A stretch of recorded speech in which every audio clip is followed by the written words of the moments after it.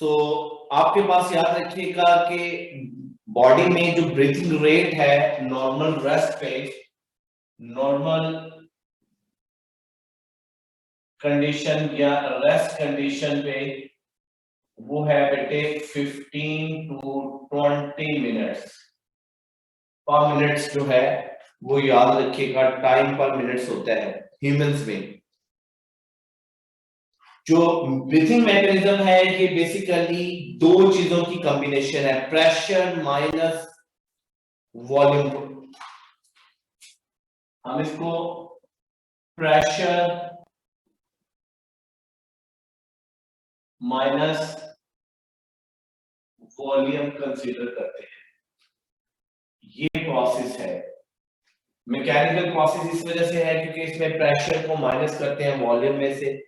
तो बेसिकली हम कहते हैं कि ये एक मैकेनिकल प्रोसेस है। इस मैकेनिज्म में हमारे पास लंग्स की नेचर डायफ्राम और इन्वॉल्व होती है रिब्स इंटरकोस्टल मसल्स। और जब पर्सन जो है एक्सरसाइज करते हैं तो ये जो ब्रीदिंग रेट्स है वो 30 टाइम्स जो है पर मिनट इंक्रीज कर देता है, और ये दो फेजेस में होते हैं। यहाँ पर हम बेटे फीचर्स के बारे में लिखेंगे, किन किन फीचर्स पे होगा। ये हमारे पास है बेटे इंस्पायरेशन, जिसमें हम इनटेक करते हैं एयर को, और ये है बेटे एक्सपायरेशन, जिसमें एयर को यूटिलाइज ट्रांजिशन करने के बाद बॉडी से रिमूव किया जाता है। तो ये दो स्टेप्स में हमारे पास परफॉर्म होता है। तो there are two steps of this mechanism. One is called inspiration, another is called expiration. और इनके फीचर्स क्या क्या हैं इसको हम डिस्कस करेंगे यहाँ पर। पहले के सिलेबस में इंक्लूडेड नहीं था, अब सिलेबस में ये पीएमसी के जो सिलेबस है, न्यू सिलेबस जो है उसमें ये इंक्लूडेड है। सो हमारे पास यहाँ पर आ जाएंगे बेटे फीचर्स। पहला फीचर जो है जो डिस्ट्रीब्यूट करता है इंस्पायरेशन को एक्सपायरेशन के साथ, वो है मैकेनिज्म। किन मैकेनिज्म के थ्रू होता है ये। सो मोस्टली आपने पढ़ा है कि इंस्पायरेशन जो है वो एक जो है पैसिव एक्सपेंशन ऑफ लंग्स का नाम है। इसमें पैसिव एक्सपेंशन ऑफ लंग्स होते हैं,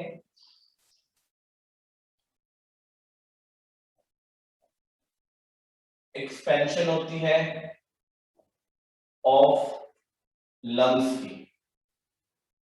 ये याद रखिएगा, पैसिवली लंग्स जो है वो एक्सपैंड करते हैं, और इसमें बाद passive contraction of the lungs होगी।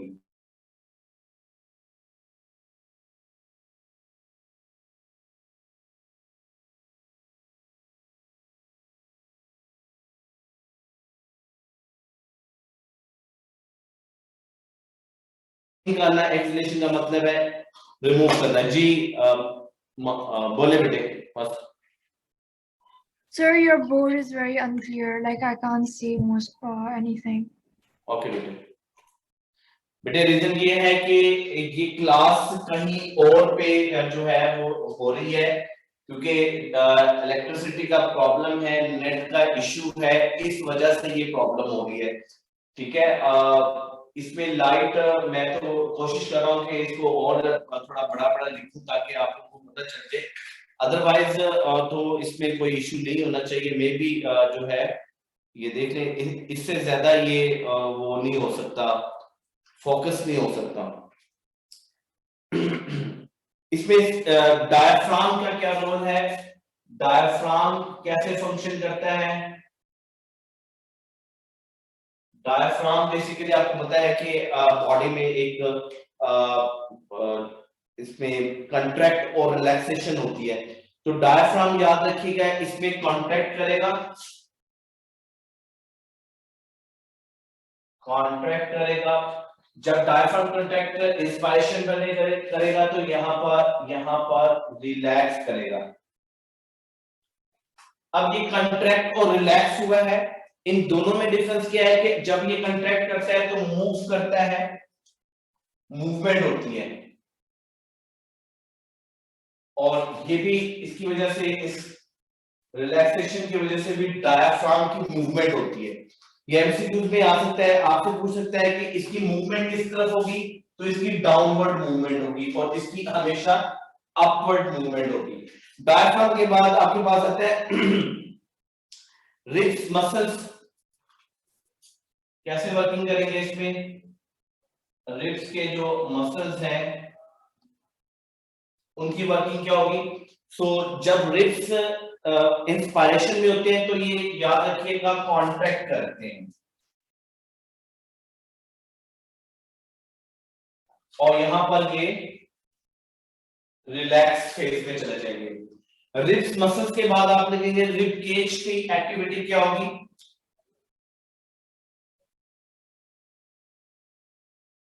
रिब केज किस तरह से वर्किंग करेगा during the inspiration case. So rib cage जो बेसिकली मूव करता है upward and forward, move upward यानी कि ऊपर की तरफ और फॉरवर्ड आगे की तरफ।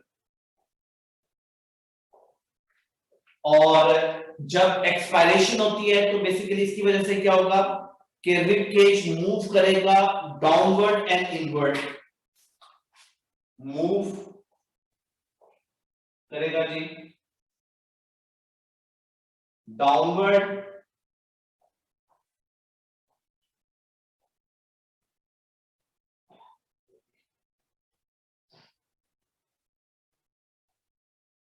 एंड इनवर्ड, अंदर की तरफ।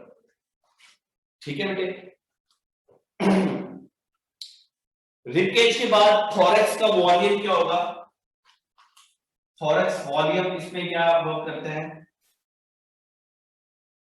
Thorax volume, so basically thorax volume जो है वो इंक्रीज होगा।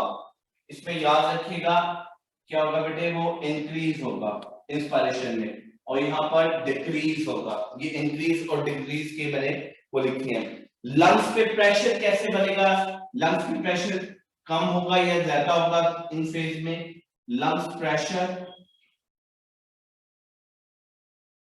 तो इसमें लंग्स का प्रेशर जो है वो याद रखिएगा डिक्रीज करेगा तभी इंस्पायरेशन होगी और यहां पर इंक्रीज करेगा लंग्स पे प्रेशर।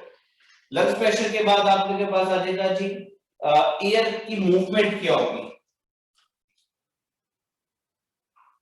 एयर मूवमेंट, सो एयर जो है जब इंस्पायरेशन करते हैं तो इनटू द लंग्स होगी इसकी डायरेक्शन, इनटू लंग्स और यहां पर आउट ऑफ लंग्स। ठीक है जी।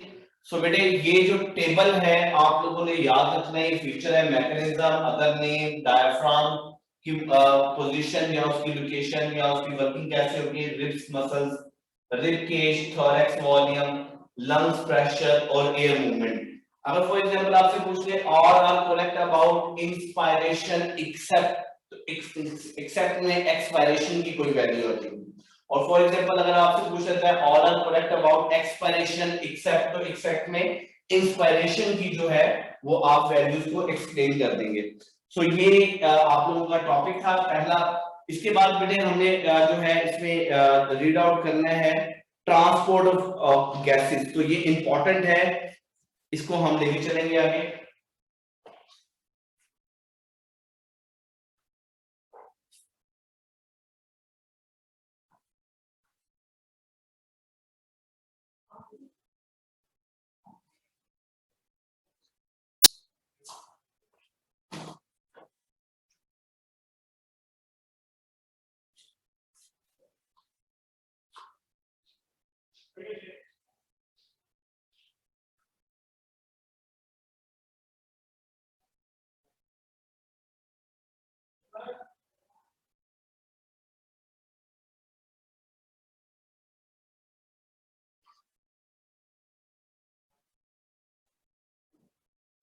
बेटे टॉपिक है आपके पास ट्रांसपोर्ट ऑफ गैसेस।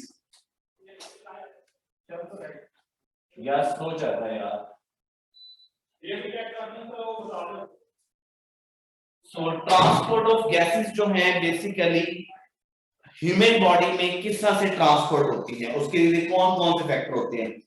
एक आपने याद रखनी है बात के ट्रांसपोर्ट जब भी होगी ह्यूमन में तो वो ब्लड के थ्रू होगी।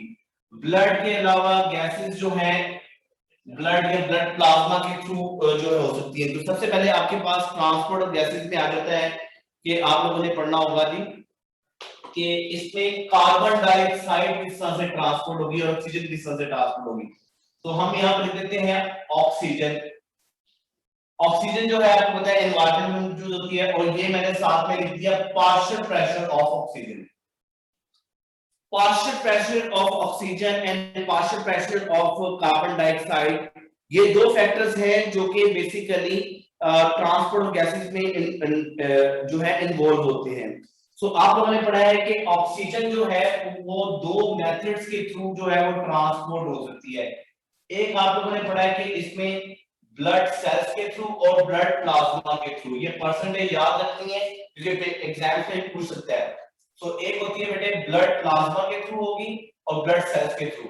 यहाँ पे हम लिख देते हैं ब्लड सेल्स, और कौन से ब्लड सेल्स होंगे जाहिर बात है वो आप लोगों ने पढ़ा हुआ है, आरबीसीज जो है उनके थ्रू होगी। और दूसरा जो है जिसको हम बोलते हैं ब्लड प्लाज्मा, ब्लड प्लाज्मा भी जो है वो भी समटाइम ऑक्सीजन की ट्रांसपोर्ट को परफॉर्म करता है।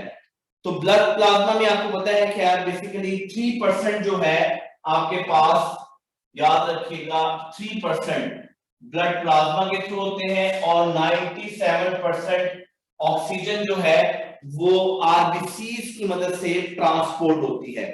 आरबीसीज जो है रेड ब्लड कॉर्पस्कल्स बोलते हैं इसको।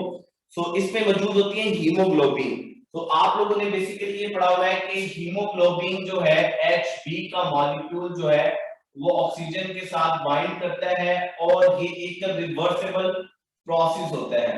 रिवर्सिबल प्रोसेस होने की वजह से इस पे एक एंजाइम मौजूद होता है जिसको हम कार्बोनिक एनहाइड्रेज कहते हैं। ये कार्बोनिक एनहाइड्रेज आरबीसी पे मौजूद होता है और फैसिलिटेट करता है हीमोग्लोबिन को ऑक्सीजन के साथ बाइंड करने में। तो ऑक्सीजन जो है इसके साथ बाइंड होगी और HbO2 बनाएगी। HbO2 बनाएगी, ये हमारे पास ऑक्सी हीमोग्लोबिन बनी है। क्या बनी बेटे, याद रखिएगा ऑक्सी हीमोग्लोबिन। ठीक है जी, इसके कलर्स का डिफरेंस आप लोगों ने याद रखना है।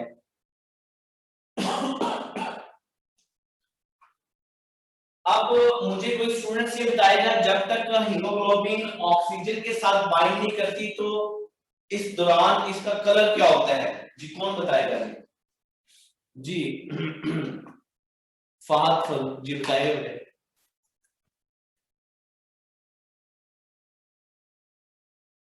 बेटा जल्दी जल्दी बताया करें। Purple sir. पर्पल होगी, याद रखिएगा इसका कलर जो होगा पर्पल होगा। और जब ये बाइंड कर जाती है तब इसका कलर क्या होगा जी, कौन बताएगा जी? जी मोहम्मद अहमद आप बताएंगे बाइंडिंग।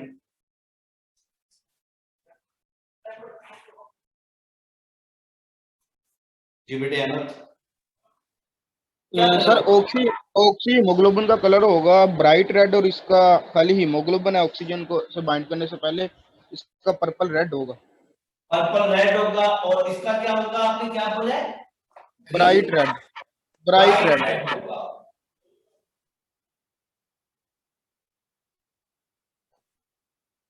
अब फॉर एग्जांपल मैं कहता हूं ये आपके पास ऑप्शन है और अल्फा में दिया हुआ है आपके पास ऑक्सीडेशन, बीटा में क्या है जी रिडक्शन, चार्ली में उससे आंसर ऑक्सीजनेशन,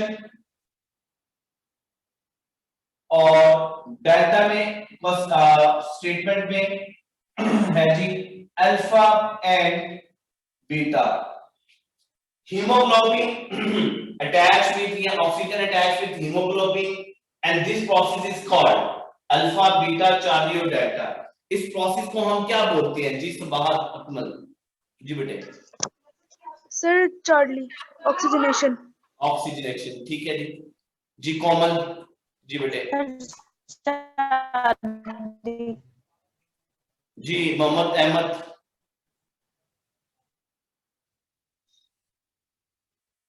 जी अहमद बोले। जी सर। क्या कहेंगे इस रिएक्शन को हम, जो रिएक्शन लिखा हुआ है? ऑक्सीडेशन बोलेंगे, रिडक्शन लिखेंगे, ऑक्सीजनेशन लिखेंगे, या डेल्टा में बोथ अल्फा एंड डेल्टा, यानी कि both alpha and beta answer होगा इसका? सर अल्फा और चार्ली लग रहे हैं। अल्फा और चार्ली लग रहा है, ठीक है जी। जी जी बेटे राबिया? Oxygenation. ऑक्सीजनेशन। सो बेटे याद रखिएगा इसमें कोई इलेक्ट्रॉन का गेन नहीं हुआ, कोई इलेक्ट्रॉन का लॉस नहीं हुआ, ये ऑक्सीजनेशन है, रिवर्सिबल प्रोसेस है। हीमोग्लोबिन ऑक्सीजन के साथ मिलती है, ऑक्सी हीमोग्लोबिन बनाती है, दैट इज कॉल्ड ऑक्सीजनेशन। अब ये कांसेप्ट आपकी बुक ने एक्सप्लेन नहीं किया हुआ, लेकिन पास्ट पेपर में ये एमसीक्यूज 2 से 3 टाइम्स जो है वो रिपीट हुआ है, ठीक है जी। नॉर्मली हम कहते हैं, ये मैं एमसीक्यूज रिमूव कर रहा हूं, नॉर्मल हम ये बोलते हैं कि हमारे पास सी लेवल पे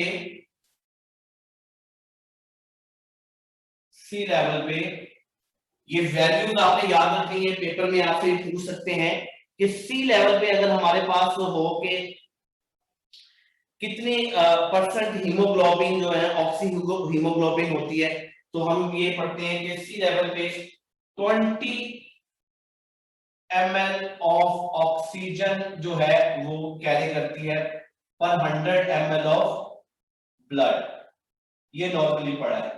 इसका मतलब है कि इसमें सैचुरेशन लेवल जो है वो कितना हो जाएगा, तकरीबन 100% सैचुरेशन लेवल हो जाएगा।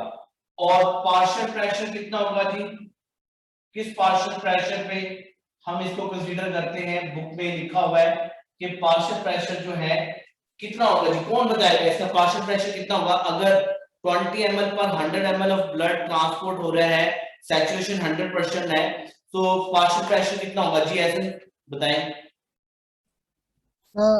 एक 100 से 115। अच्छा, तकरीबन हम कहते हैं पार्शियल प्रेशर जो है 100 से लेकर 115 तक पार्शियल प्रेशर हो सकता है। आपकी बुक ने 115 की वैल्यू दी है कि ठीक है, 100 भी ठीक है, यानी कि इसकी इन बिटवीन हो।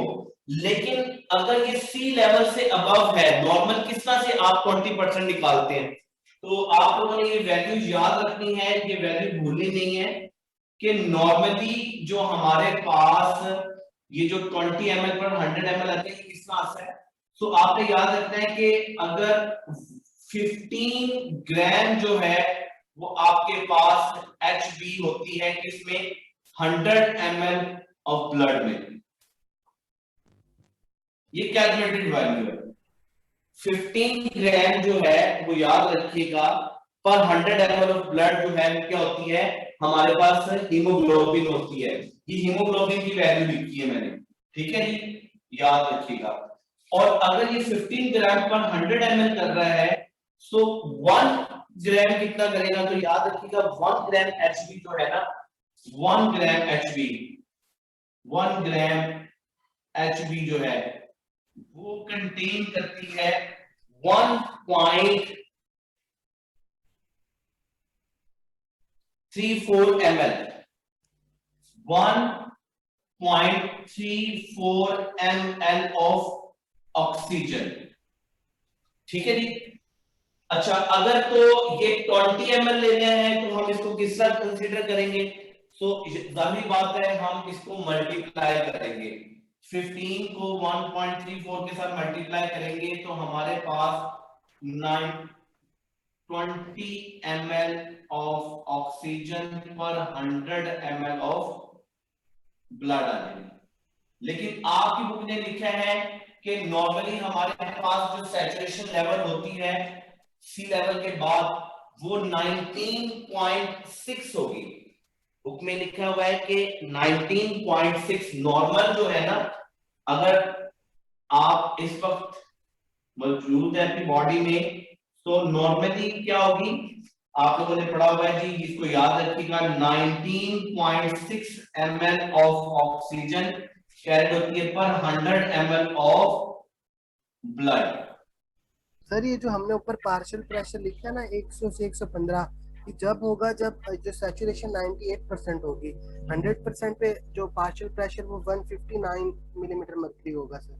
ये आपने कहां से पढ़ा है 159? सर ये ना सर ने बताया टॉर्क इक्वल है, ठीक है 159, बिल्कुल बिल्कुल बिल्कुल, इसको 159 बोलोगे। बट ये जो वैल्यू है ये यहां पर होगी, तो ये लंग्स में की बात कर रहा है। 19.6 ml ऑफ ब्लड जो है पर 100 ml ब्लड जो है ऑक्सीजन जो है वो कैरी कर रही होती है हीमोग्लोबिन, ठीक है। इसमें आपके पास इसमें सैचुरेशन कितने परसेंट होगी? सैचुरेशन की वैल्यू देखेंगे तो हमारे पास जो अकॉर्डिंग टू बुक लिखी हुई है कि 98% तक ऑक्सीजन जो है वो सैचुरेट होती है, 98% तक ऑक्सीजन जो है वो सैचुरेट होती है। सो ये जो मैंने आप लोगों को कैलकुलेशंस बताई हैं, ये बेसिकली कैलकुलेशंस आप अगर याद रखें तो इंपॉर्टेंट है, क्योंकि पंजाब की बुक में कहीं पर ये एक्सप्लेन नहीं गई, फेडरल केटीवी की बुक में यार सारी एक्सप्लेन है। जी बेटे जी बोले सुभाष।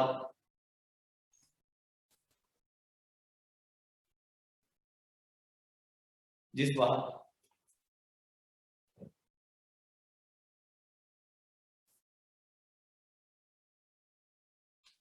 जी सुमैया। सर ये जो 15 ग्राम वाली वैल्यू है ना सर, ये आप समझा दें। ये नहीं देखिए मैंने बताया कि नॉर्मल ह्यूमन ब्लड जो है कंटेन करता है 15 ग्राम ऑफ एचपी पर 100। अगर 100 ml लेना तो उसमें 15 ग्राम ये कैलकुलेटेड वैल्यू है होती है, ठीक है जी। सो एक 1 gram HP 1.34 ml of oxygen carry कर रही है। अब इसको आप मल्टी कर दें 15 से तो आपके पास 20 ml आ जाएगा ना कैलकुलेशन में। यस सर, ठीक है, ये इस तरह से दिया गया। ठीक I है hope you सर। understand. एक और सर पॉइंट सर, बुक में लिखा हुआ है पंजाब में when an oxygen tension is 115 millimetre mercury haemoglobin is 98% saturated. Sir जो फिर आपने फर्स्ट पॉइंट लिखा है सर, ये अभी ये जो है ना ये सी लेवल का लिखा है, ये जो 3 वैल्यूज लिखी है सी लेवल की लिखी है। सिर्फ ये सी लेवल पे तो 160 19.6 होता है। ml पर 100 ml ऑफ ब्लड है, ऑक्सीजन सैचुरेशन 98% है। यहां पर पार्शियल प्रेशर कितना होगा? तो सर यहाँ पे 115 मिलीमीटर ऑफ मर्करी होगा, ये लिखिए, ठीक है जी। Yes sir. लेकिन जो आपने फर्स्ट पे लिखी है ना वैल्यू सर, ये 160 नहीं होना चाहिए सर, 100 नहीं बेटे ये 195 ही होता है, क्योंकि ये वैल्यू इसी तरह है। एयर में जो है वो 150 जो है 9 होगी, लंग्स में 160 हो जाएगी, आर्टरीज में 75 टू 80 हो जाती है। तो बस ये मैंने सिर्फ आपको ये आप सिर्फ इतना भी याद रखें ना तो इतना ही काफी है, ये दो वैल्यूज याद रखने। और ये 20 ml कैसे आता है या 19.6 ml कैसे आता है, तो वो मैंने कैलकुलेशन करके बता दी है कि ये एक्चुअली इस तरह से हमारे पास आएगा। ठीक है बेटे, अच्छा जी ऐसा सर वो उधर आपने 195 लिखा हुआ, 159 मिलीमीटर मर्क्यूरी है, तो ये करेक्ट कर दें प्लीज। 159 लिखना था, सॉरी जी बेटे। और जी फहद बोले बेटे। सर ये पार्शियल प्रेशर किस चीज का है, मतलब difference between lungs and oxygen and partial pressure of carbon dioxide. देखिए अगर partial pressure of carbon dioxide cell के बाहर ज्यादा है तो सेल के अंदर ऑक्सीजन या कार्बन डाइऑक्साइड की डिफ्यूजन होगी। अगर सेल के अंदर पार्शियल प्रेशर ज्यादा है as to the outer environment तो उसी प्रेशर की वजह से इनसाइड से गैसेस सेल के बाहर की तरफ जो है अनलोड होगी, ठीक है।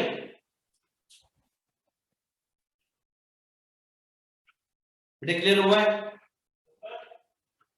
अच्छा जी, दूसरा हमारे पास ट्रांसपोर्ट का जो मैकेनिज्म है, इसको हम पढ़ते हैं कि कार्बन डाइऑक्साइड की ट्रांसपोर्ट कैसे होगी।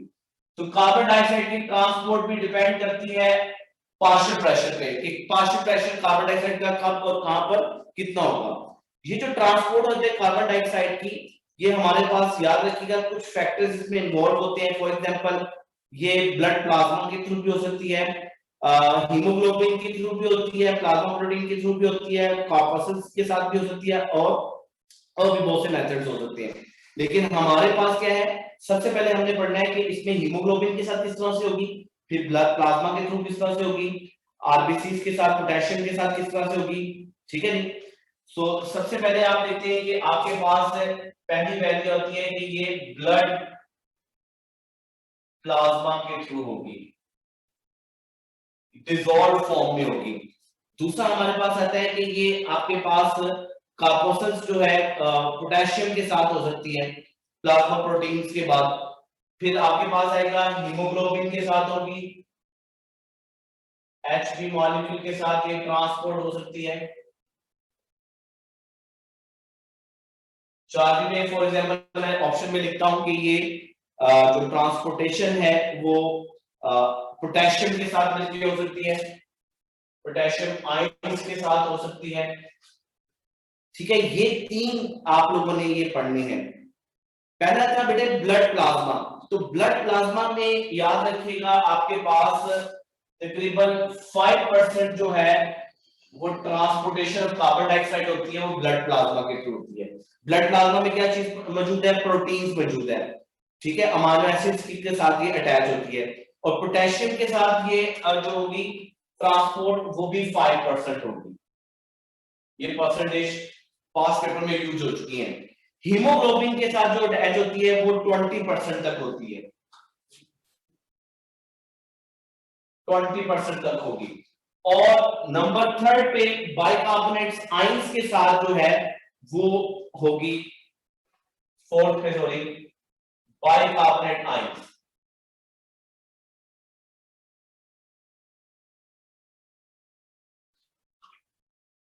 आयंस के थ्रू भी ये ट्रांसपोर्ट हो सकती है। और ये कितने परसेंट होगी, ये एक्चुअली 70% होगी, ठीक है। अगर आपसे परसेंटेज के क्वेश्चन पूछ लिए जाए तब भी आप एक्सप्लेन कर सकते हैं। और अगर आपसे फॉर एग्जांपल ये पूछ लिया जाए कि टोटल कितनी जाएगी तो वो भी आप बता सकते हैं। तो इसमें जो सबसे इंपॉर्टेंट है वो आपके पास ब्लड में मौजूद बाइकार्बोनेट आयंस है, इसमें सबसे ये ज्यादा इंपॉर्टेंट होती है। तो होता क्या है कि सबसे पहले कार्बन डाइऑक्साइड जो है वो कंबाइन करती है हीमोग्लोबिन के साथ। फॉर एग्जांपल मैं अगर ये बताऊं कि ये आपके पास है ब्लड वेसल से, ये सेल्स हैं, ब्लड वेसल्स, ये टिश्यूज हैं इसके साथ, ये टिश्यूज हैं या सेल्स हैं इस तरह से। सो ये आपके पास एक स्ट्रक्चर में बना रहा हूं, इसको हम बोलते हैं आरबीसीज। ये आपके पास है आरबीसीज, रेड ब्लड सेल्स, ठीक है जी। तो कैसे ट्रांसपोर्टेशन होगी, तो कार्बन डाइऑक्साइड जो है वो टिश्यू से निकलती है और जो है वाटर के साथ मिक्स होगी। सबसे पहले तो ये देख लें कि कार्बन डाइऑक्साइड जो है वो वाटर के साथ कंबाइन करती है और ये प्रोसेस जो है with the help of enzyme होता है। इसको हम बोलते हैं कार्बोनिक एनहाइड्रेज एंजाइम। जब भी कार्बन डाइऑक्साइड और वाटर मिलती है तो उसमें कार्बोनिक एनहाइड्रेज इसमें इन्वॉल्व होगा और ये आरबीसी पे होगा और बताएगा H2CO3, H2CO3। ये H2CO3 जो है कार्बोनेट आयन जो है वो ब्रेक करता है, याद रखिएगा, और ब्रेक करने में ये रिलीज करेगा HCO3 और प्लस प्रोटॉन आयंस को या हाइड्रोजन को, ठीक है जी। अब ये बड़ा इंपॉर्टेंट है यहाँ पर ये समझना कि जब कार्बोनिक हाइड्रेट जो है कार्बन डाइऑक्साइड और वाटर को मिलाता है तो उसमें कार्बोनिक एसिड जो बनता है तो वो किस तरह से इसकी फॉर्मेशन होगी। अब ये जो आपके पास कार्बोनिक जो आयन बना है इसको शिफ्ट करते हैं बाहर की तरफ, यहां से ब्लड प्लाज्मा में, ये ब्लड का प्लाज्मा है और प्लाज्मा में मौजूद होता है जी सोडियम क्लोराइड NaCl, आपको पता है ब्लड प्लाज्मा में मौजूद होता है NaCl। सो सोडियम क्लोराइड जो है वो डिसोसिएट होता है किसमें, सोडियम में और क्लोराइड आयन में, ये इस तरह से डिसोसिएट होगा। अब ये आपके पास जो HCO3 जो है ये एक्चुअली बाहर ब्लड प्लाज्मा में चला गया आरबीसीज की वॉल्स को क्रॉस करके।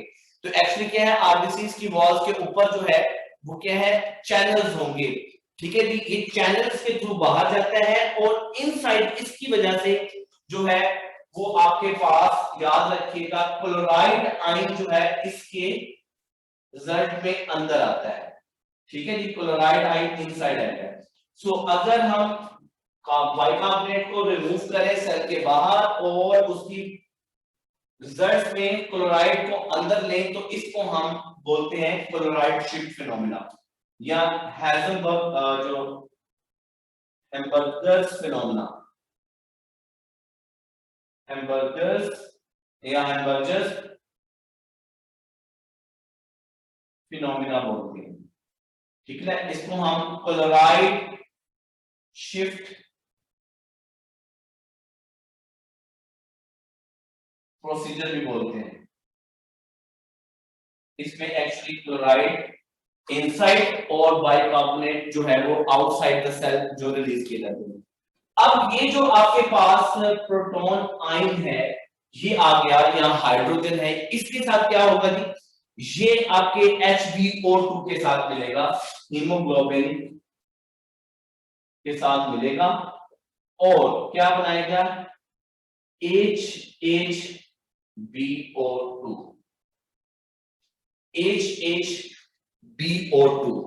इस चीज को हम बोलते हैं क्या, कोई बताएगा ये जो मैंने मॉलिक्यूल बनाया है HHbO2 इसका नाम क्या है, आप लोगों ने पहले पढ़ा होगा क्योंकि ये आपकी बुक में, पंजाब की बुक में तो नहीं है लेकिन तमाम बुक्स में मौजूद है जी। कौन बताएगा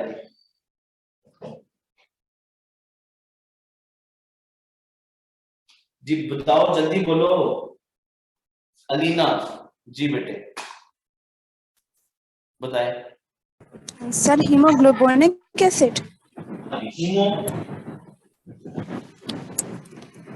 सर मेरी आवाज, बिल्कुल सही बोला आपने, हीमोग्लोबिनिक एसिड, इसको बोलते हैं हीमोग्लोबिनिक एसिड। और ये हीमोग्लोबिनिक एसिड जो है वो याद रखिएगा एडजस्ट करने में मदद दे रहा होता है पीएच को, ठीक है बेटे। तो हीमोग्लोबिनिक एसिड जो है वो एक्चुअली फॉर्मेशन होती है। तो ये हीमोग्लोबिनिक एसिड जो है वो समटाइम ब्रेक भी हो जाता है, अगेन प्रोटॉन आयन अलग हो जाएगा और HbO2 अलग हो जाएगी, इसकी डिसोसिएशन भी हो सकती है with in the sales he.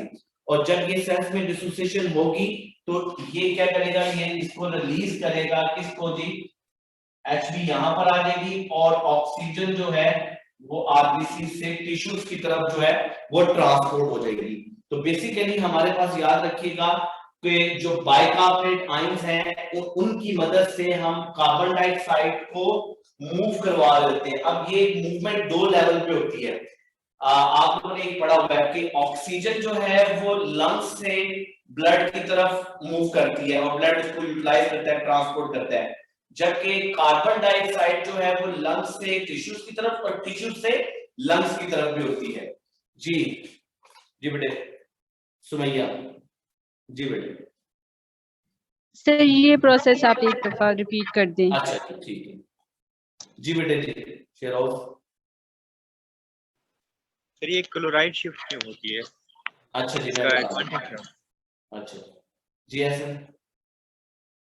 Sir वो एक ना एमसीक्यूज था, पता नहीं, जो एल्विलाई से जब हमारे पास ब्लड ये जो ऑक्सीजन या कार्बन डाइऑक्साइड जाती है तो कितनी मेम्ब्रेन क्रॉस होती है, कितनी वो सेल होते हैं, तो सर वो थोड़ा सा बता दें उसका। बेटे एक तो मेरी बात में ये जो आप पढ़ते हैं ना कि ऑक्सीजन जो है वो लंग्स से टिश्यू की तरफ जाएगी तो 4 मेम्ब्रेन्स को क्रॉस करेगी, और कार्बन डाइऑक्साइड जो है ये जब लंग्स जो टिश्यू से लंग्स और लंग्स से बाहर मूव करती है तो 5 करती है। ये एमसीक्यूज जो है ये मैंने करवाना था, वो आपने जो है वो पूछ लिया है, अब मैं नहीं करवाऊंगा, अब मैं इसको डिस्कशन में करवाऊंगा बेटे, ठीक है। ये मैंने एमसीक्यूज करवाना था क्योंकि आपने ये पूछ लिया है, एंड पे मैंने ये एमसीक्यूज 2-3 रखे हुए थे इसके, क्योंकि आपने शायद आपने रिपीट कर रहे हो या आपने शायद पहले कहीं पढ़ा हो, तो ये एसएच बुक में तो नहीं है, लेकिन ये हम एमसीक्यूज में करवाते हैं। बाद ये एंड पे मैं डिस्कस करता हूँ इसको, ठीक है सर? Okay sir. जी जी शेरो, जी शेरो, जी बेटे शेरो।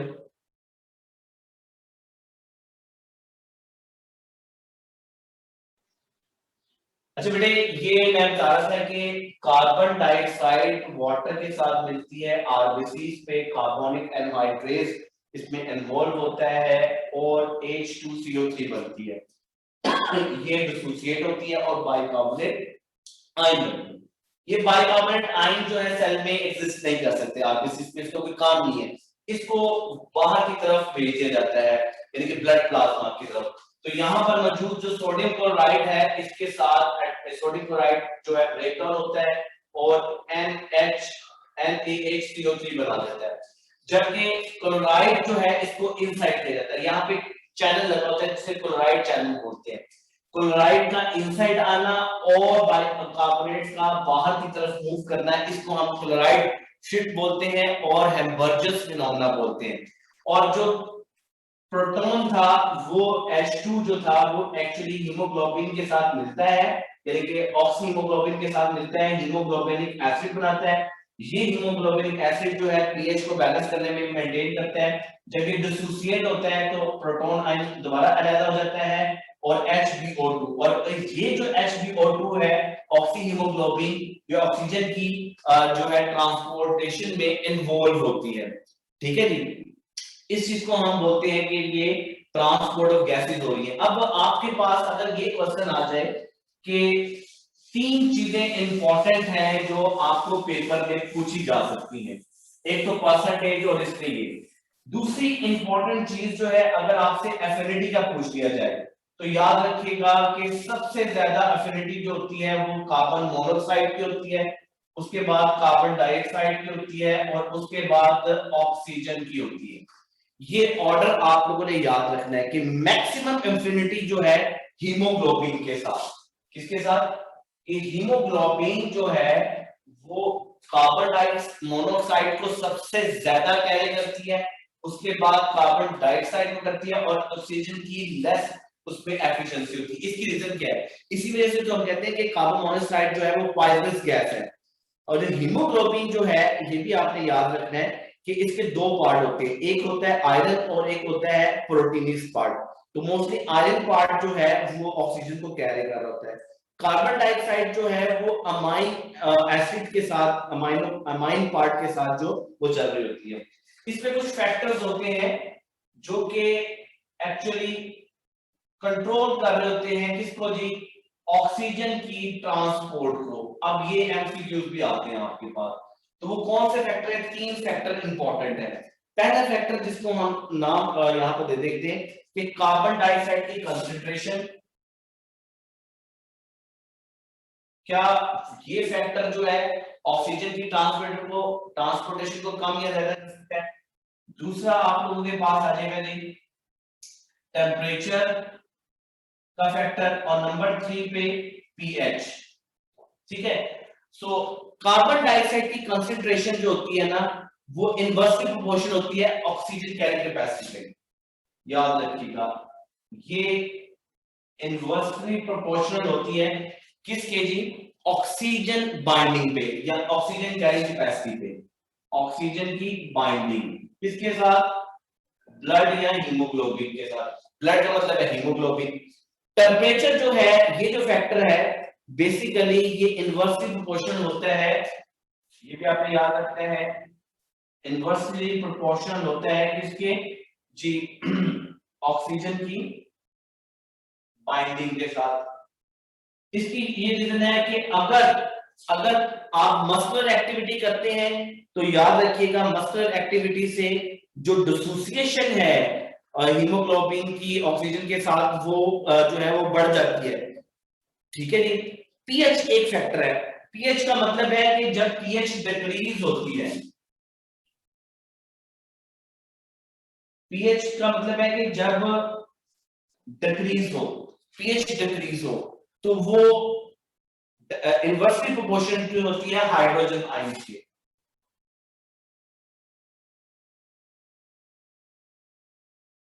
हाइड्रोजन आयंस की यानी कि एसिडिटी जो है वो बड़ा डिस्टर्ब करती है आपकी ऑक्सीजन बाइंडिंग कैपेसिटी को। और ये क्या होती है, ऑक्सीजन कम या ज्यादा डायरेक्टली प्रोपोर्शनल होती है बाइंडिंग के। अब ये याद रखिएगा कि ये जो फिर हाइड्रोजन आयंस जो है ना ये डायरेक्टली प्रोपोर्शनल होते हैं अगर ये कम या ज्यादा हो ऑक्सीजन की बाइंडिंग के साथ। बुक में दो लाइंस में ये लिखा हुआ है, तो ये अगर फैक्टर आप पढ़ लेंगे तो इसमें कोई प्रॉब्लम नहीं है। जी ऐसा बेटे को बोलेंगे। सर आई एम सॉरी, मैं बार बार क्वेश्चन पूछ रहा हूँ। कोई बात नहीं, आप सारी बातें समझ नहीं आ रही तो फिर क्वेश्चन कर रहे हैं। सर अभी आपने बताया था कि जो टेम्परेचर हम ज्यादा करेंगे तो ऑक्सीजन बाइंडिंग कैपेसिटी कम हो जाएगी।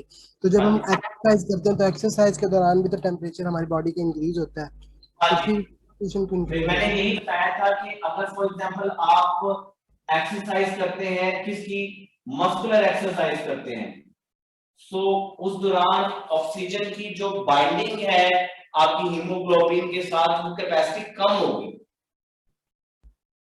ठीक है ऐसे सही सर, मतलब जब हम एक्सरसाइज करेंगे जब भी ये सेम ही केस होगा टेम्परेचर वाला भी। हाँ जी, यानी कि इंक्रीज मस्कुलर एक्टिविटी जो है ना वो basically oxygen binding capacity carrying capacity को लो करती है। मैं ऑप्टिमम होनी चाहिए ना, कंसंट्रेशन ऑप्टिमम होनी चाहिए, यानी कि ऑप्टिमम टेंपरेचर में ऑक्सीजन बाइंडिंग कैपेसिटी बहुत अच्छी होगी। ठीक है बेटे? Okay sir, thank you sir. जी शेरोफ। सर एक्सरसाइज के दौरान हमारा बॉडी का एक्सटर्नल टेम्परेचर इंक्रीज होगा या ब्लड का भी इंक्रीज हो जाएगा? बेटे जी बॉडी सारी जब आता है, जब वो बॉडी मूव करती है तो बॉडी में मेटाबॉलिज्म होता है और ये मेटाबॉलिज्म ब्लड में भी होता है। तो हीट डेसिपेट एक्चुअली ब्लड ने करवाना है ना, ब्लड ने एक्सट्रीमिटीज पे मूव करना है, हैंड्स पे, फीट्स पे, नोज पे, चिक्स पे। तो बॉडी में से हीट जो है वो ब्लड की वजह से ही जो है डेसिपेट होती है। सर वो हमने पढ़ा था कि अगर बॉडी टेम्परेचर 38 तक भी राइज हो जाए तो एंजाइम वर्क करना छोड़ जाते हैं, तो बंदे की तो डेथ हो सकती है।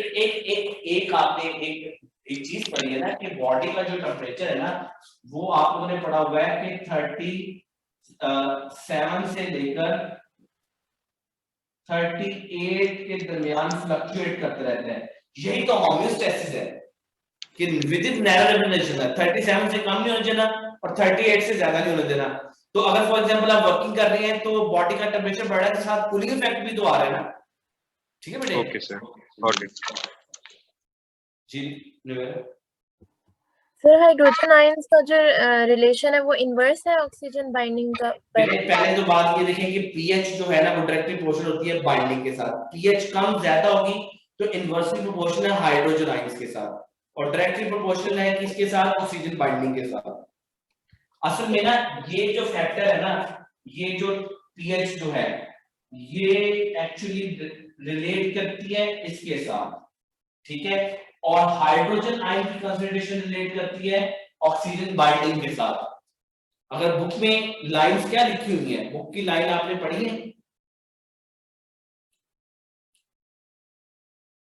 बुक में बेसिकली यही लिखा हुआ है कि अगर पीएच जो है वो डायरेक्टली जो है इन्वॉल्व होती है डायरेक्टली प्रोपोर्शनल है इसके साथ ऑक्सीजन बाइंडिंग या ऑक्सीजन कैरिंग कैपेसिटी के साथ। अगर पीएच कम या ज्यादा होती है, पीएच कम ज्यादा होने का मतलब क्या है कि हाइड्रोजन की कंसंट्रेशन कम या ज्यादा होगी, तो एक्चुअली बाइंडिंग कैपेसिटी भी कम या ज्यादा हो सकती है। जी बेटे सुमैया। सर बुक में सर पीएच वाले टॉपिक में एक लाइन लिखी है कि मतलब hydrogen ions combine with the protein part of haemoglobin. Sir ये प्रोटीन पार्ट, ये पॉलीपेप्टाइड चेन वाला पार्ट जो होगा प्रोटीन उसकी पार्ट बात। क्या होता है, ये देखिए आपने पढ़ा हुआ है कि Hb जो मॉलिक्यूल है ये एक प्रोटीन है। इस प्रोटीन मॉलिक्यूल में साथ आयरन भी तो है ना। Yes sir. प्रोस्थेटिक ग्रुप में, प्रोस्थेटिक ग्रुप में आयरन भी होता है ना। Yes sir. हाँ जी, तो प्रोटीन पार्ट का मतलब यहाँ पर वो ये बता रहा है कि यहाँ पर एक्चुअली अमाइनो एसिड्स, और यहाँ पर ये बता रहा है कि ये इनऑर्गेनिक या प्रोस्थेटिक ग्रुप है।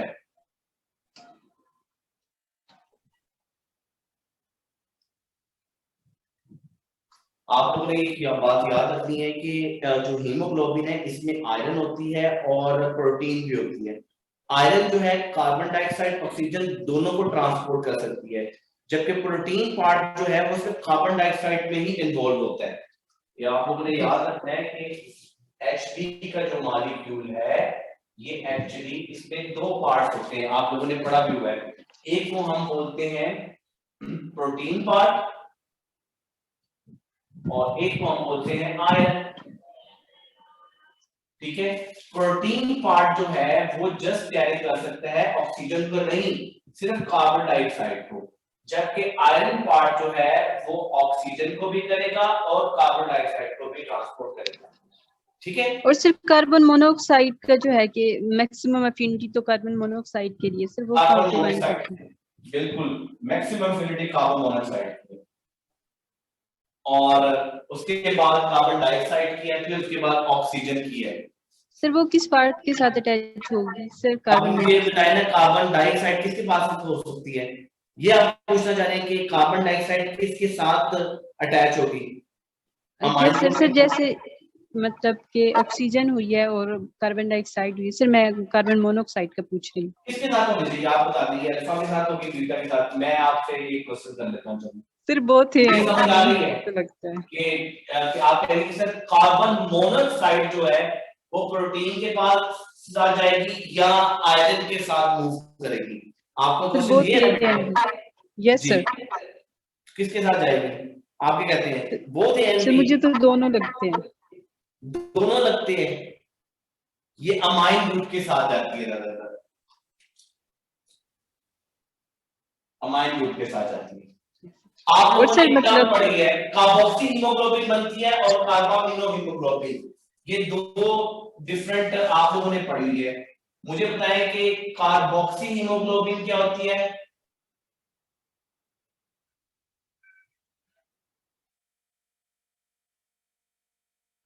और कार्बामिनोग्लोबिन क्या होती है?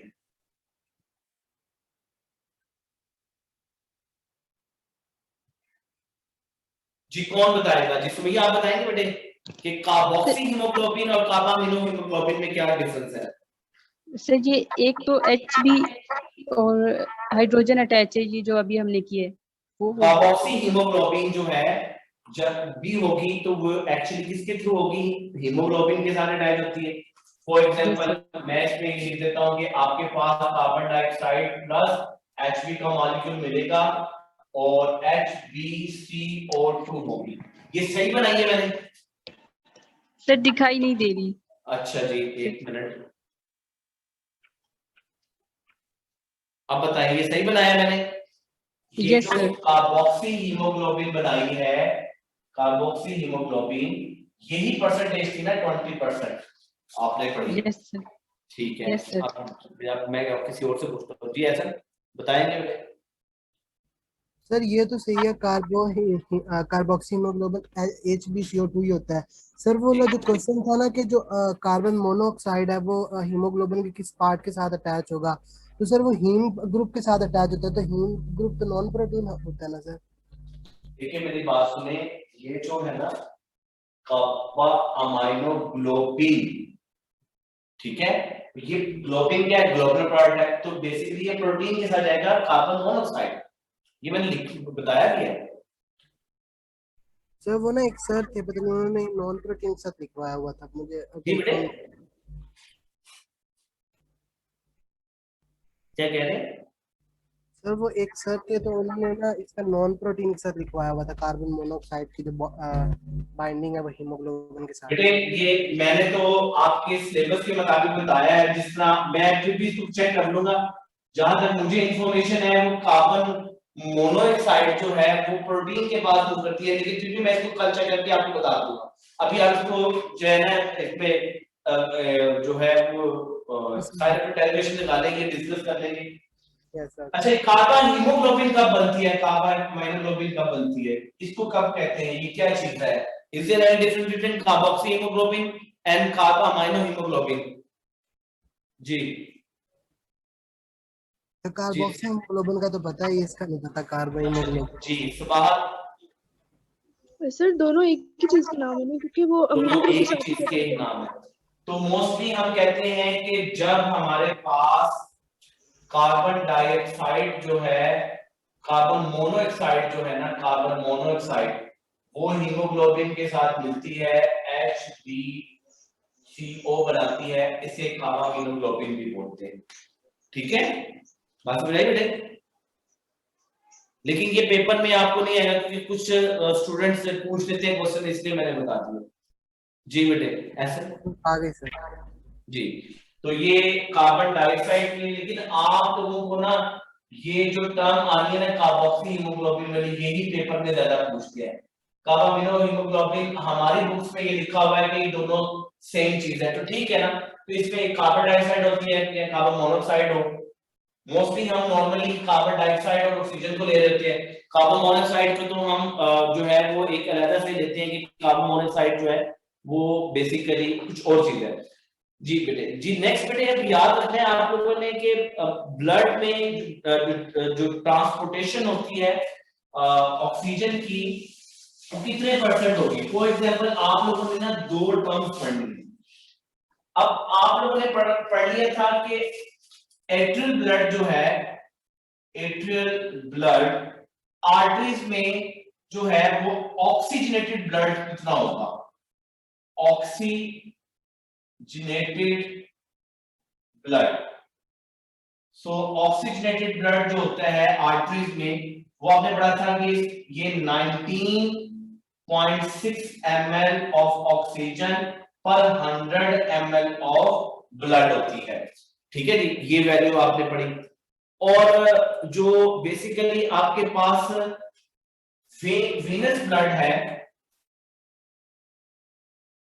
वेनस ब्लड, उसमें ऑक्सीजनेटेड ब्लड कितना होगा? जी कौन बताएगा?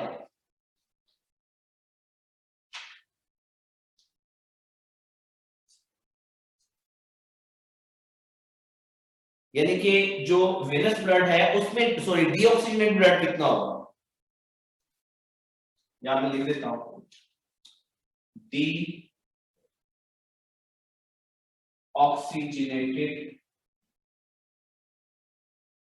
ब्लड कितना होगा? जी कौन बताएगा आप में से? जी ये मरियम जी बेटे बताएं। सर 19.8 ml पर 100। वो तो हो गया ना, 19.6 तो हो गया। सर 19.8। 19.8 ये बेटे होता है, मैं लिख देता हूं, 14.6 ml ऑफ ऑक्सीजन पर 100 ml ऑफ ब्लड। वेन में, वेन जो है वहां पर भी तो ब्लड ही है ना, तो वो डीऑक्सी ब्लड दिलाता है, तो उसमें ये 14.6 होगा। अब ये 19 और 14.6 को आप माइनस करें तो आपके पास एक वैल्यू आ जाएगी कि हमारे पास जो ब्लड जो टिश्यूज पे ट्रांसपोर्ट होता है ना लंग्स के लेवल से होके, वो होती है बेटे 4 ml। तो याद रखिएगा ब्लड जो है वो टिश्यूज की तरफ जो टोटल यूज होता है, यानी कि 19.6 ml ब्लड टिश्यूज की तरफ गया, टिश्यू ने इसको यूटिलाइज किया और वापस ब्लड को भेजा, तो ब्लड में 14.6 ml आ गया। अब इसमें आप याद रखिएगा कि आपके पास वैल्यू आएगी 4 ml अब ये 4 ml क्या है, 4 ml जो है वो हमारे पास ये रहेगा। जी बेटे बात समझ आई है कि नहीं आई? दोनों में डिफरेंस देखें कि मैंने क्या बताया है। एक का मैंने बताया है कि बेटे आपके पास के 19.6 ml ऑफ ऑक्सीजन होती है ऑक्सीजनेटेड ब्लड यानी कि आर्टरियल ब्लड में, और वेन्स में ये डिऑक्सीजन ब्लड होता है, उसमें ऑक्सीजन की कंसंट्रेशन होती है 14.6 ml। इन दोनों को माइनस कर दें तो आपके पास वैल्यू क्या आ जाती है जी, 4 ml आ जाती है। जी जी अलीना गफूर।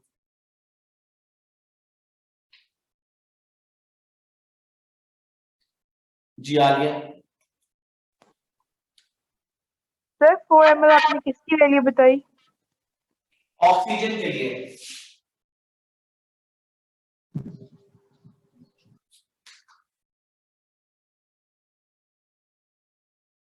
ठीक है, ये तो हो गया ऑक्सीजन के लिए। और अगर कार्बन डाइऑक्साइड के पॉइंट ऑफ व्यू से पूछ लीजिए कि कार्बन डाइऑक्साइड कितनी होगी कितनी नहीं होगी, तो वो भी आपको मैं बता देता हूं।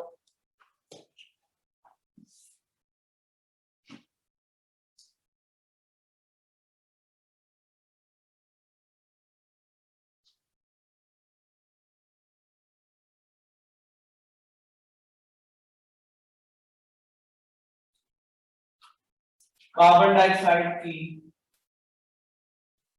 अब आर्टरी में कितनी कार्बन डाइऑक्साइड होती है और वेनस ब्लड में कितनी कार्बन डाइऑक्साइड होती है? Active blood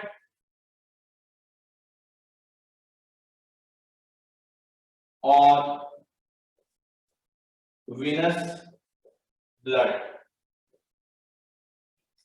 so artery blood में जो कार्बन डाइऑक्साइड की कंसंट्रेशन है वो बेसिकली 50 ml पर 100 ml होगी। 50 ml पर 100 ml ऑफ ब्लड होगी, और यहां पर है 54 ml पर 100 ml ऑफ ब्लड होगी। तो अगर आपसे इसका डिफरेंस पूछ लिया जाए कि टिश्यूज से कितनी कार्बन डाइऑक्साइड निकलती है, तो आप कहेंगे 4 ml ऑफ कार्बन डाइऑक्साइड। जी बेटे जी जी बेटे हुसैन। सर जो डिफरेंस आ रहा है ऑक्सीजनेटेड ब्लड में वो तो 5 ml आ रहा है 19.6 और 14.6। हाँ ये भी कह सकते हैं, ये बुक में बिल्कुल ऐसे कह सकते हैं। एक्चुअली वो मैंने निकाली है उसके मुताबिक ये 5 निकाल, इसका कैसे 5 आया, इसका तो 4 ही है, इसका 5 आ सकता है, बिल्कुल ये भी हो सकता है। 19.6 को 14.6 में से निकालेंगे तो जी ताहा। सर मैंने भी यही पूछा था। जी जी असल में ना ये दोनों वैल्यूज ली जाती हैं, याद रखिएगा। अगर तो आपको क्योंकि ये 0.6 है और ये 14.6 है, तो इसको माइनस करेंगे तो 5 के इक्वल आ जाता है। कुछ बुक्स में 4 भी कहा जाता है, लेकिन ये 4 और 5 के इन बिटवीन ही है। तो आप अगर कैलकुलेशन के मुताबिक देखें तो 5 है। अगर आपको 5 वैल्यू ना हो तो फिर 4 हो सकती है, अगर 4 होगी तो फिर 5 नहीं हो सकती। ठीक है, बस ये जरा एहतियात करनी है आपने। जी ताहा।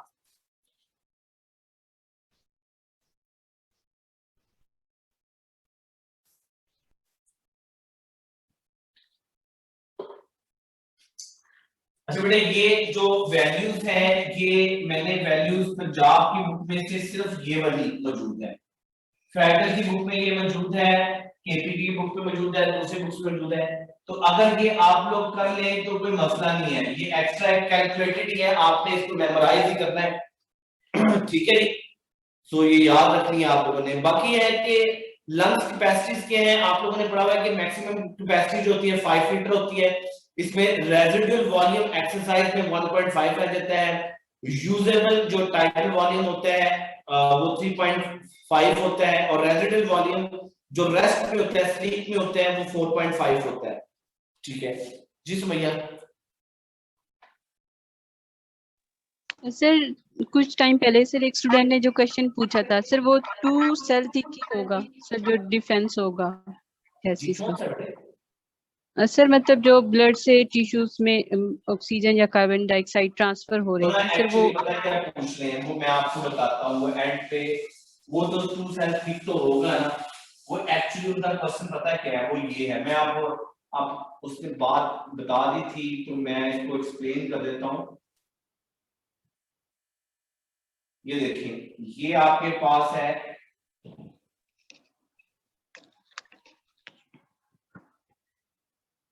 एल्वुलाई स्क्वेमस एपिथेलियम है, ठीक है जी। और यहां पर आपके पास है आरबीसीज की, सॉरी ये आपके पास है endothelium of capillaries, endothelium of capillaries है।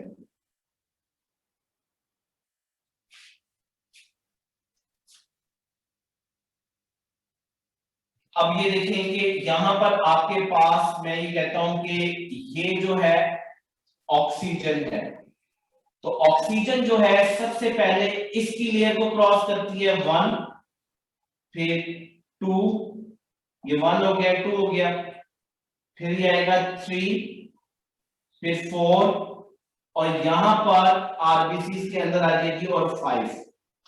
ठीक है, असल में ये हम पूछते हैं कि ऑक्सीजन जो है जब वो लंग से टिश्यूज की तरफ या जो है आरबीसी की तरफ मूव करता है, लंग से ऑक्सीजन यहाँ मूव करता है तो कितनी फास्फोलिपिड बाइलेयर क्रॉस करता है, तो वो बेटे 5। कई बुक में इसको 4 में लिखा है। फिर तो 2 ही करेंगे ना। वो तो जाहिर बात है, अगर सेल का पूछेगा तो 2 लेयर ठीक है, वो तो उसने क्वेश्चन नहीं किया था। एक्चुअली वो बहुत डीप क्वेश्चन कर रहे थे। Yes sir. सर एक और बात सर पूछिए थी सर, आप सर एफएससी को भी पढ़ा रहे हैं इसके अलावा? जी सर अगर आपको एक पेपर सेंड कर दिया जाए कैंपस की तरफ से तो चेक कर देंगे सर? सिर्फ जस्ट देखना है सर। सर बायो का पेपर किसको सेंड करना है आपने? सर आप सर कैंपस मैनेजर को हम सेंड कर दें तो आपने मतलब यही देख के बताने की पेपर है या आपका पेपर है ये बताएं। सर मेरा अपना पेपर है सर, मैं बायो भेज दीजिएगा, उसको भेज दीजिएगा, मैं चेक कर दूंगा। Okay sir, thank you. Welcome. जी मामा। सर ये डाइविंग रिफ्लेक्स करना है हम लोगों ने नहीं जी, डाइविंग रिफ्लेक्स नहीं करना। Okay sir. सर ये वाला दोबारा बता दें कि 5 लेयर्स कैसी बनती हैं? Very good. देखिए ये एक लेयर है, ये सेल है ना, ये देखिए ये एक सेल है, ठीक है। सो ऑक्सीजन जो है ये देखिए, अब इसमें ना ये ऑक्सीजन है, ये एपिथेलियल सेल्स है, पहले इसको क्रॉस करेगा, इसके अंदर आएगा, फिर इसको यहाँ से क्रॉस करेगा, तो ये एक लेयर होगी, ये दूसरी लेयर होगी, ठीक है। फिर वो सर हम इस तरह क्यों ले रहे हैं कि एक सर एक लेयर दूसरी, वैसे ही एक पूरी मेम्ब्रेन जी जी जी बोले सर, वैसे ही एक मेम्ब्रेन हो सर, वैसे एक मेम्ब्रेन है उसको क्रॉस कर रहे हैं तो हाँ जी, पहले इंटर हुआ है, इंटर यूटिलाइज तो नहीं हुआ ना, बाहर निकले ना। ओके सर ठीक है। इसलिए ये जो क्वेश्चन है ये एक्चुअली रेड बुक में से क्वेश्चन है, और इस क्वेश्चन कभी इस लेवल का क्वेश्चन वहां पर नहीं आ सकता है एंट्री टेस्ट में, याद रखिएगा। बस आप लोगों ने बेटे यही पढ़ना है। एक आप लोगों के पास रह गया था कि मैंने आपको कहा था कि मैं आपको बता दूंगा कि डाइजेशन ह्यूमन में आपने उसमें पहले प्लांट्स के बारे में पढ़ना था। 3 तरह के प्लांट्स हैं, वो आप खुद भी ब्लीड कर सकते हैं। कार्निवोरस प्लांट में पिक्चर प्लांट है, उसमें लीफ मॉडिफाइड होता है। सैंडियो प्लांट है, इसके साइंटिफिक नेम याद रख लें। और एक जो प्लांट है जिसको हम वेनस फ्लाई ट्रैप बोलते हैं। तीनों में ये है कि ये कार्निवोरस प्लांट है, no doubt they have photosynthetic pigments, chloroplast मौजूद है, लेकिन अगर इनको इंसेक्ट्स मिल जाए तो ये एक्टिविटी ज्यादा परफॉर्म करना शुरू कर देते हैं।